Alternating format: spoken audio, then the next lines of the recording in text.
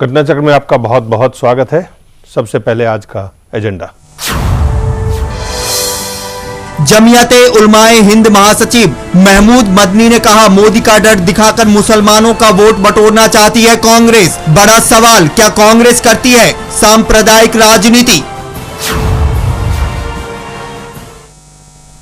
या महमूद मदनी साहब की है कोई रणनीति? सवाल साफ है, कई तरह के जवाब भी आए हैं। सबसे पहले आपको हम दिखाते हैं कांग्रेस पार्टी के जो प्रवक्ता हैं मीम अफजल साहब, उन्होंने इस बयान पे क्या कहा। बहुत शुरू से स्टैंड हमने लिया कि हम किसी व्यक्ति विशेष को सामने रखकर ना चुनाव लड़ते हैं ना कोई स्ट्रेटेजी बनाते हैं। हमारी स्ट्रेटेजी हमारे अपने प्रोग्रामों को लेकर के होती है, हमारे काम को लेकर के होती है, हमारे मैनिफेस्टो को लेकर के हम चुनाव में जाते हैं। हम उसी को अपना पैमाना बनाते हैं। मोदी साहब ने अगर मदनी साहब ने अगर कोई बात ऐसी कही है तो कांग्रेस पार्टी उसको डिनाई करने का काम कर रही है। या मैं खड़ा होकर के कह रहा हूं ऐसा कुछ नहीं है, बिल्कुल गलत है। उनको कोई गलत फहमी है तो उसको दूर कर लें। और जो उन्होंने कहा है वो मैंने भी सुना है। मैं समझता हूं कि उनको अच्छी तरह से ये मालूम है और बहुत बार उन्होंने बहुत सारी सभाओं के अंदर कांग्रेस पार्टी के सेकुलरिज्म के बारे में अच्छी बातें कही हैं। मैं उनको वो याद नहीं दिलाना चाहता हूं। मेरे ख्याल में उनको ऐसी बातों से परहेज करना चाहिए। उनको ऐसी बातों से परहेज करना चाहिए। और कांग्रेस पार्टी के रणनीति, राजनीति, सियासत के बारे में मीम अफजल साहब बता रहे थे। आपको हम सुनाते हैं मुख्तार अब्बास नकवी जो बीजेपी के प्रवक्ता हैं, उन्होंने क्या कहा।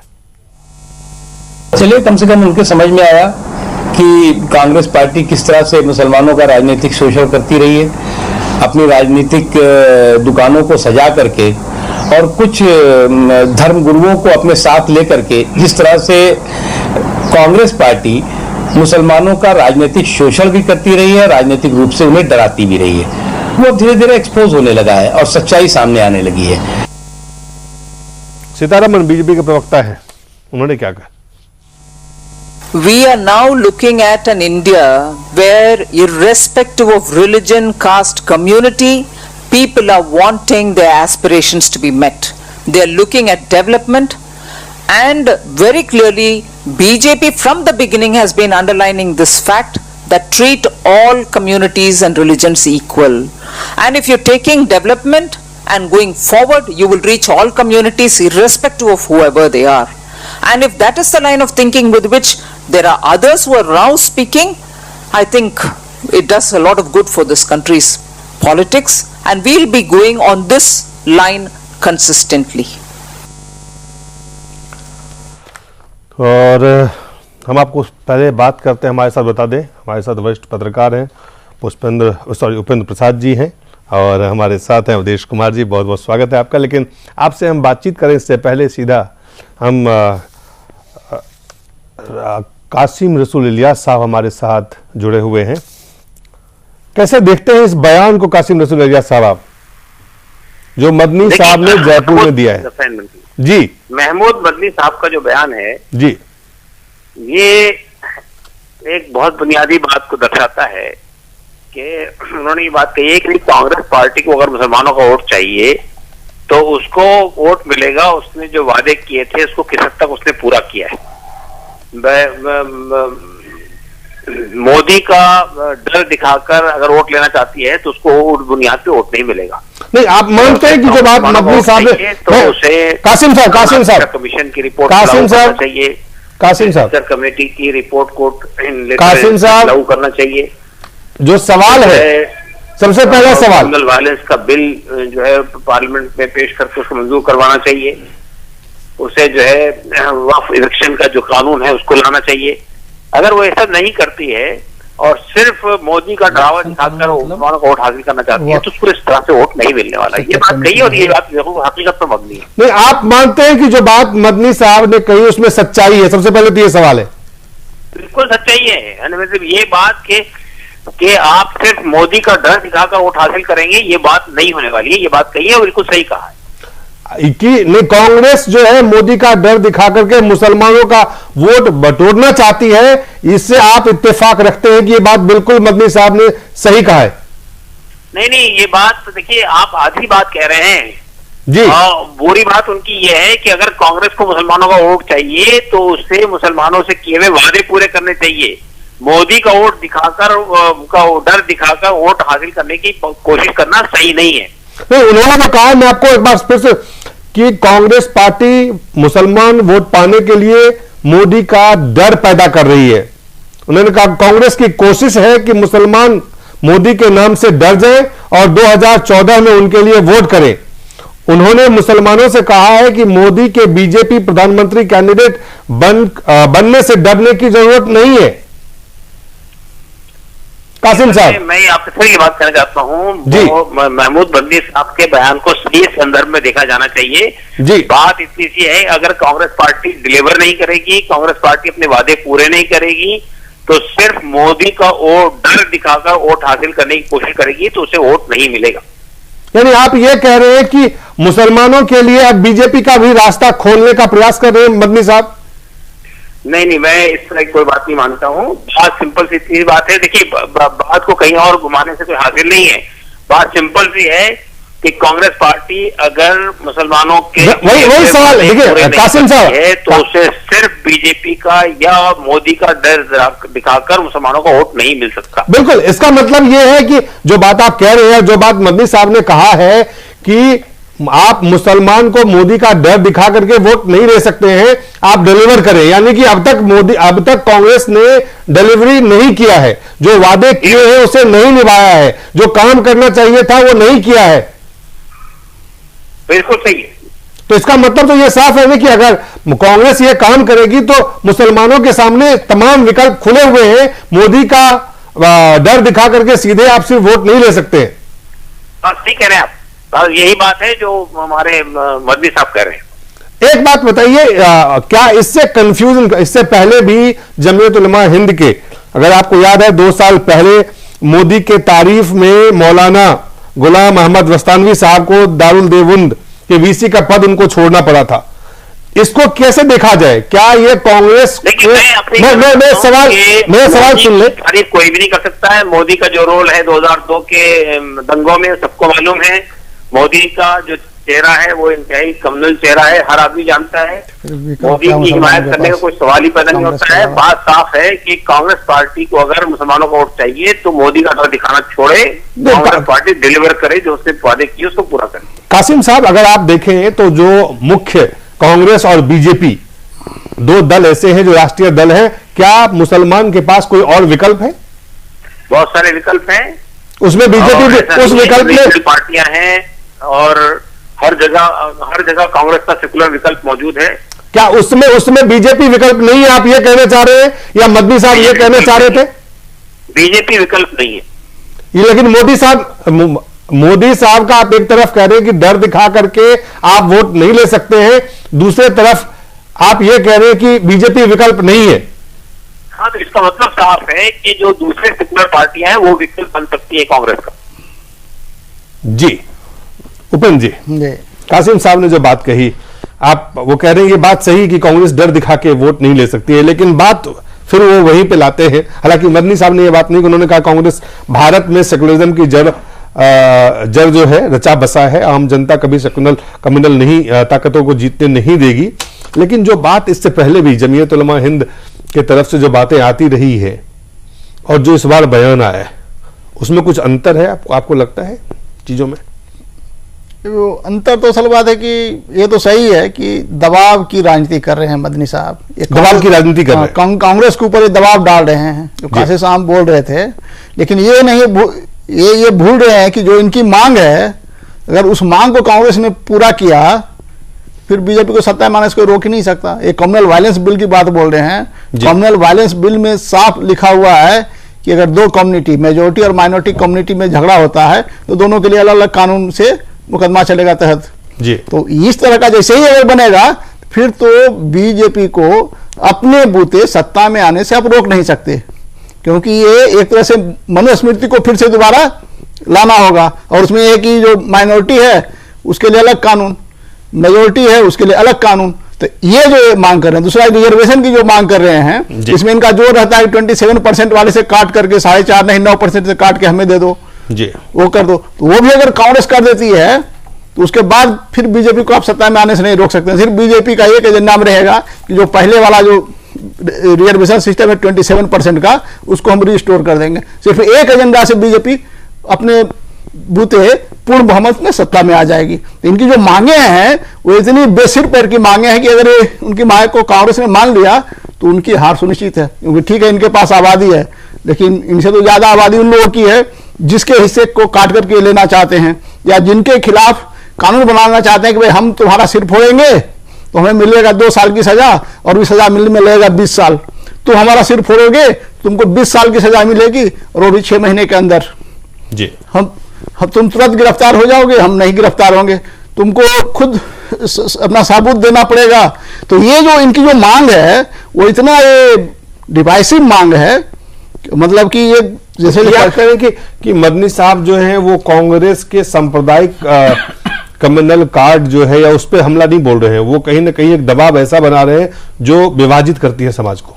जो कासिफ साहब ने जो उसका एक्सप्लेनेशन किया, मैंने उसकी बात कही, लेकिन मदनी साहब भी दबाव डाल रहे हैं। वो पता नहीं, वो भी यही डिमांड कर रहे हैं जो कासिम साहब बोले। लेकिन कासिम साहब की जो डिमांड है कि सच्चर कमेटी का गलत इंटरप्रिटेशन करते हैं। सच्चर कमेटी ने कहीं भी नहीं लिखा है कि मुसलमान को आरक्षण दो। जो ये बोला है कि जो शेड्यूल कास्ट मुसलमान है उसको शेड्यूल कास्ट में शामिल कर लो, जो ओबीसी का 27% है उसको बैकवर्डनेस के आधार पर 2 भाग में बांट दो, तो उसमें जो सबसे मोस्ट बैकवर्ड रहेगा उसमें अपने आप आ जाएगा। लेकिन रिलीजियस ग्राउंड पर आरक्षण की उन्होंने बात ही नहीं की है। उसको ये लोग बोलते हैं सच्चर आरक्षण दो, सच्चर कमेटी लागू करो। मतलब लोगों ने सच्चर कमेटी को नहीं पढ़ा है बढ़िया से, तो उसका ये लोग गलत फायदा उठा रहे हैं, अपनी तरफ से सच्चर कमेटी की एक झूठी रिपोर्ट को पेश कर रहे हैं। तो ये जो पॉलिटिक्स कर रहे हैं, खास करके जो मुस्लिम पॉलिटिक्स हो रही है, पूरा दुष्प्रचार, झूठी बात आप आगे बढ़ा रहे हैं। कम्युनल वायलेंस बिल क्या है आप लोगों को बतला नहीं रहे हैं। जब लोग जान जाएगा कि ऐसा एक्ट बना है। भाई मुजफ्फरनगर में दंगा क्यों हुआ?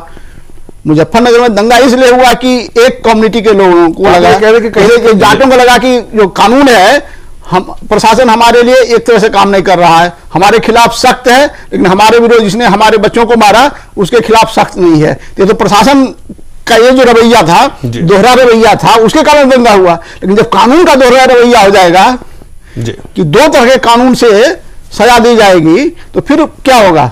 फिर जो मुजफ्फरनगर का जो रिएक्शन रिटेलिएशन है, इस तरह का रिटेलिएशन पूरे देश में होगा, एक बहुत बड़ा चुनावी मुद्दा हो जाएगा। तो पता नहीं ये लोग किस दुनिया में जी रहे हैं, इनका क्या कैलकुलेशन है, ये क्या अपने बारे में सोचते हैं, क्या दूसरी कम्युनिटी के बारे में सोचते हैं, हमें समझ में नहीं आ रहा। लेकिन ये जो सही है कि जो मदनी साहब ने जो कहा है, इससे पॉलिटिक्स पर तो असर पड़ेगा। एक तो है कि कांग्रेस इसके कारण डिफेंसिव हो रही है, यानी ये चाहे भले कांग्रेस पर दबाव डाल रहे हो, या एक कारण हो सकता है कि इनको लगता होगा कि उत्तर प्रदेश में खास करके कम्युनल पोलराइजेशन हो रहा है बहुत ज्यादा, तो अगर कम्युनल पोलराइजेशन हो जाएगा तो उसका सीधा फायदा होगा बीजेपी को।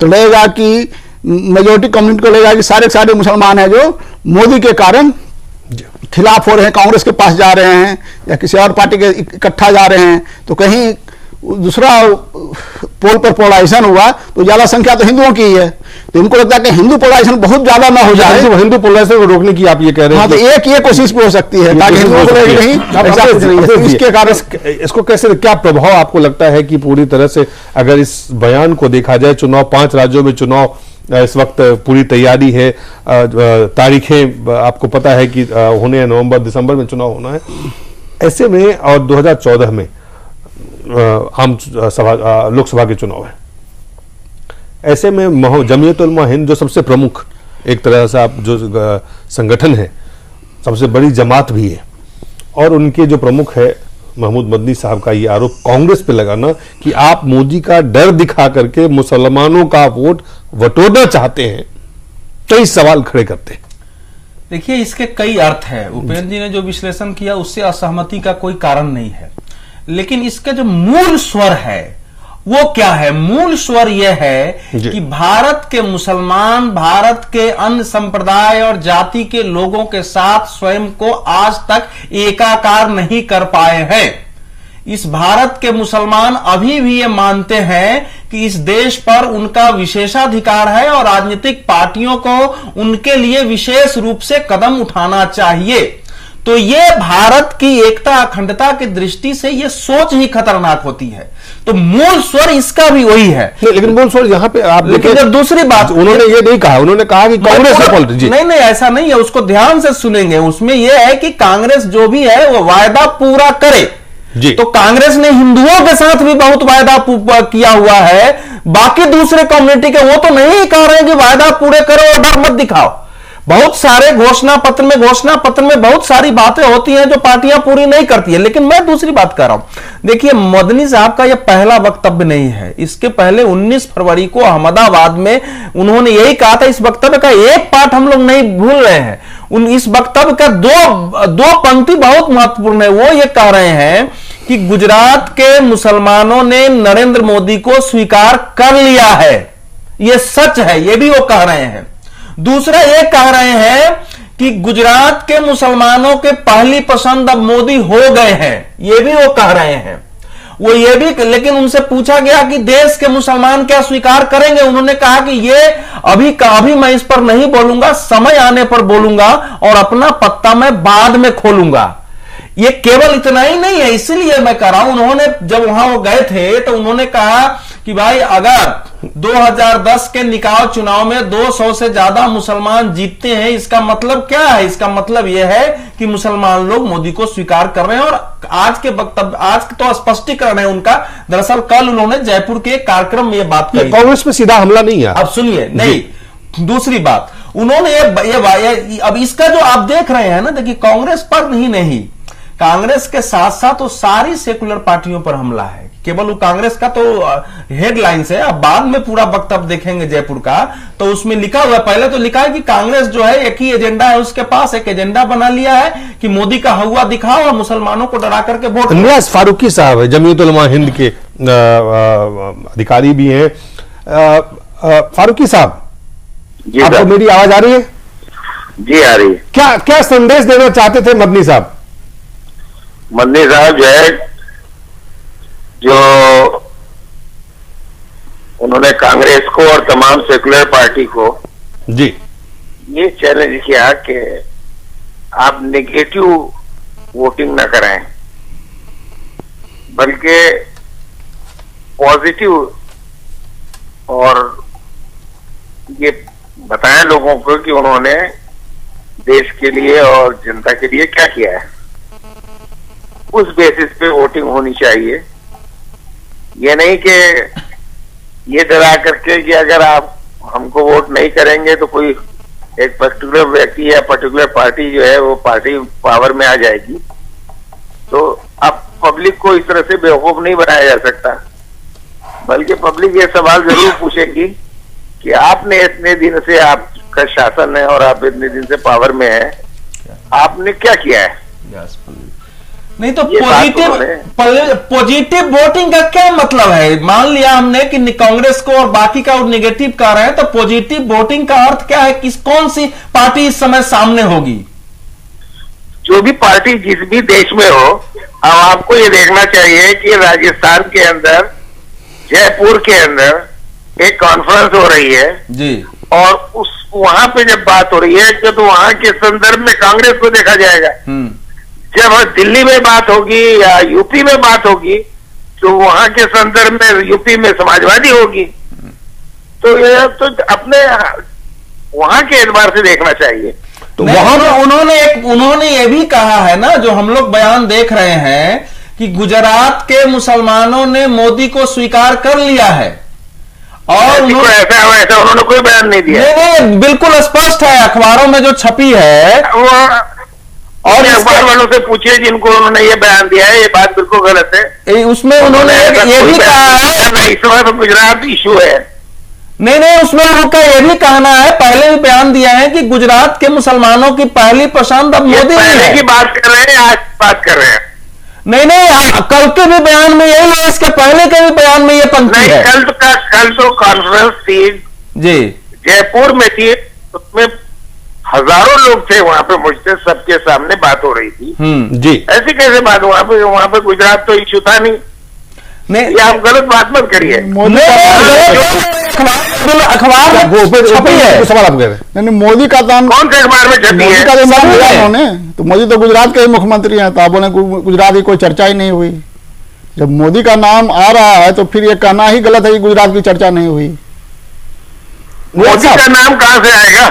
मोदी के नाम पर तो मोदी का भय दिखा रही है। जो सवाल है मोदी के बारे में उन्होंने साफ साफ कहा कि मोदी इशू नहीं है, मोदी के बारे में हम बात नहीं करना चाहते, और ये मोदी का हवा देखा करके बात कांग्रेस करना चाहती है। हमारा मोदी इशू नहीं है, हमारा इशू तो वो पार्टी है जो पावर में है। बिल्कुल। नियाज साहब, हमारा इस वक्त वो है जो पार्टी पावर में है। अब समाजवादी पार्टी इस वक्त यूपी में पावर में है, तो यूपी में जो कुछ हो रहा है हम उसके लिए समाजवादी को जिम्मेदार ठहराते हैं, और जयपुर में जो गोपालगढ़ में हुआ उसके लिए हम गहलोत को हम जिम्मेदार ठहराते हैं। इसका साफ बात उन्होंने की है, साफ साफ संदर्भ में, आप उसको बदलिए मत, इधर टालने मटोलने की बात मत करिए। जी, बात जो है ये पब्लिक के और आवाम के हित में कही गई है, और जहां भी जो पार्टी हुकूमत में है और उसने 5 साल से 10 साल से हुकूमत कर रही है, तो हमारा हक बनता है कि हम उससे पूछें कि आपने हमारे लिए क्या किया है। बिल्कुल हक बनता है। यही सवाल खड़ा होता है कि राजस्थान में बीजेपी और कांग्रेस की लड़ाई है। आप कांग्रेस को कह रहे हैं कि आपने मुसलमानों के लिए कुछ किया नहीं है और आपको करना चाहिए, और साथ ही आप कह रहे हैं कि आप मोदी का भय दिखा करके मुसलमानों का वोट बटोरने का प्रयास न करें। इसका मतलब क्या? इसका मतलब तो यह है कि वहां विकल्प तो बीजेपी है। देखिए, आप अभी नया कानून पास हुआ है कि विकल्प एक ये भी है कि हम किसी को पसंद नहीं करते। आप कैसी बात कर रहे हैं? तो आप अभी सदी में जी रहे हैं। बिल्कुल बिल्कुल, आप अभी कह रहे थे कि जमीयत उलमा हिंद के जो प्रमुख है उन्होंने कहा पॉजिटिव वोटिंग की बात की, फिर तो आप ये कह रहे हैं कि हम नन ऑफ द नोटा को आप इस्तेमाल करने जा रहे हैं। हम देखिए किस चीज पे बात हो रही है अभी। जी, बात हमारा कांग्रेस से सवाल है, हमारी कांग्रेस से लड़ाई है, क्योंकि वहां कांग्रेस पावर में है जी, वहां पे बीजेपी तो पावर में है नहीं। मैं कह रहा हूं वहां सवाल पूछे जी, वही मैं सवाल है। पार्टी पावर में है, और अभी गोपालगढ़ का मसला है। अभी जो हमारा गुस्सा है जी, वो इस बात पर है कि गोपालगढ़ के अंदर एक इंस्पेक्टर को, जो पुलिस इंस्पेक्टर है, उसको जला दिया जाता है। वहां के इतने सारे लोगों को जलाया जाता, सारी दुनिया का तमाशा देखा उसका, लेकिन उसके बाद गहलोत साहब ने कुछ नहीं किया। तो हमारा सवाल क्या, हमारा ये हक नहीं बनता कि हम उससे सवाल पूछे? बिल्कुल आप सवाल पूछे, सवाल, लेकिन मेरा सवाल कुछ और है। मैं पूछ रहा हूं कि अगर आप राजस्थान में कांग्रेस को कटघरे में खड़ा कर रहे हैं, राजस्थान में कांग्रेस के ऊपर आरोप लगा रहे हैं कि आप मोदी का डर दिखा रहे हैं, और वहां पे चुनाव है, तो वहां विकल्प क्या है? विकल्प तो पब्लिक बताएगी। नहीं, मुसलमानों, हमारा काम विकल्प नहीं है। आप जमीयत उलमा हिंद सबसे बड़ी संगठन है, जो हमने ये चैलेंज सामने रखा है जी, इसमें से कोई ना कोई विकल्प निकल कर आएगा। आप इंतजार करिए, देखिए, पब्लिक खुद जो विकल्प दे देगी। बीजेपी विकल्प नहीं है, जो ये तो पब्लिक को डिसाइड करना है कि उसके लिए क्या अच्छा है। डेमोक्रेसी है ये, बिल्कुल, उसके ऊपर कुछ इंपोज नहीं कर सकते। ये आप ये कह रहे हैं कि कांग्रेस आपको मोदी का डर दिखा करके आपसे वोट ले, इससे आप सावधान रहिए, और जो भी विकल्प है उस तमाम विकल्प को आप तलाशे। जी, उसमें बीजेपी भी आप उसको अलग नहीं कर रहे हैं। हम किसी को ना अलग कर रहे हैं, ना हम ना बीजेपी के सपोर्टर हैं, और ना हम कांग्रेस को इस बिना पर वो करना चाहते हैं। हम पब्लिक के हित में बात कर रहे हैं कि ये निगेटिव जो स्टाइल है, और हमें डराया जा रहा है, धमकाया जा रहा है जी, सिर्फ ये कह करके कि हम कुछ नहीं करेंगे, लेकिन अगर आपने हमको वोट नहीं दिया तो मोदी जो है पावर में आ जाएगा, ये कह करके हमको बेवकूफ नहीं बनाया जा सकता। इसमें आपकी बात से दो और निकलता है, एक तो शेर है कि पास आते भी नहीं और छिपते भी नहीं, ये दोनों बातें निकल रही है, इससे साफ नहीं हो रहा है। दूसरी बात कि क्या एक रणनीति है कि भविष्य में अगर भारतीय जनता पार्टी सत्ता में आ गई तो हम ये कहने के लिए है कि भैया हमने तो कांग्रेस का विरोध किया था, हम आपके विरोधी नहीं है। आप बिल्कुल बहस को गलत जगह पे ले जा रहे हैं। एक तो पॉलिटिक्स में ब्लैक एंड व्हाइट नहीं हुआ करता जी, सारी पॉसिबिलिटीज होती हैं। एक पॉसिबिलिटी को बंद कर देना, दूसरी पॉसिबिलिटी ये सोचने का स्टाइल, ये बहुत ही एक्सट्रीमिस्ट स्टाइल है। मैं आपसे एक सवाल पूछना चाहता हूं नियाज फारूकी साहब कि कांग्रेस ने क्या डिलीवर नहीं किया, जो जमीयत उलमा हिंद के प्रमुख सैयद महमूद मदनी साहब कह रहे हैं कि कांग्रेस सिर्फ भय दिखा के काम नहीं कर सकती है, मोदी का भय दिखा करके वोट नहीं ले सकती है। तो आखिर क्या उम्मीद, किस तरह की अपेक्षाएं थी, क्या आप उम्मीद कर रहे थे, क्या मांगे थी, क्या करना चाहिए था जो कांग्रेस ने नहीं किया? आपको अच्छी तरह से याद होगा जी कि कांग्रेस पार्टी ने मेन 2 वादे किए थे जी। एक तो रिजर्वेशन का था या equal opportunity in employment and education, जी, जिसको के सचर कमेटी ने हाईलाइट किया। जी उस संदर्भ में जितने भी वादे कांग्रेस पार्टी ने किए थे, जी, एक तो वो इशू है। दूसरा इशू जो है वो सिक्योरिटी का है कि उन्होंने वादा किया था कि हम एक ऐसा बिल लाएंगे जिसकी वजह से सिक्योरिटी को इंश्योर किया जा सके। जी, ये मेनली सिक्योरिटी और development, these are the 2 issues. और ये इशू सिर्फ मुसलमानों के नहीं है बल्कि सभी के ये इश्यूज है। जी, लेकिन ये मुसलमान होने के नाते जी, मुसलमान इसकी अगर डिमांड करते हैं तो इसका ये मतलब नहीं है कि सिर्फ मुसलमानों के लिए है। लेकिन इन दोनों काउंट्स पे ये पूरी तरह फेल हुए हैं जी, और इन्होंने कुछ भी डिलीवर नहीं किया है। तो इस तरह से हमको बेवकूफ नहीं बनाया जा सकता। तो आप ये कह रहे हैं कि आपने डिलीवरी नहीं किया है इसलिए मुसलमान अब कांग्रेस को वोट नहीं करेगा, सिर्फ मोदी का भय दिखा करके काम चलने वाला नहीं है? जी हाँ, बिल्कुल। बहुत बहुत शुक्रिया रियाज फारूकी साहब, आपका बहुत बहुत शुक्रिया। एक छोटा सा ब्रेक लेंगे, ब्रेक के बाद जल्द वापस लौटते हैं।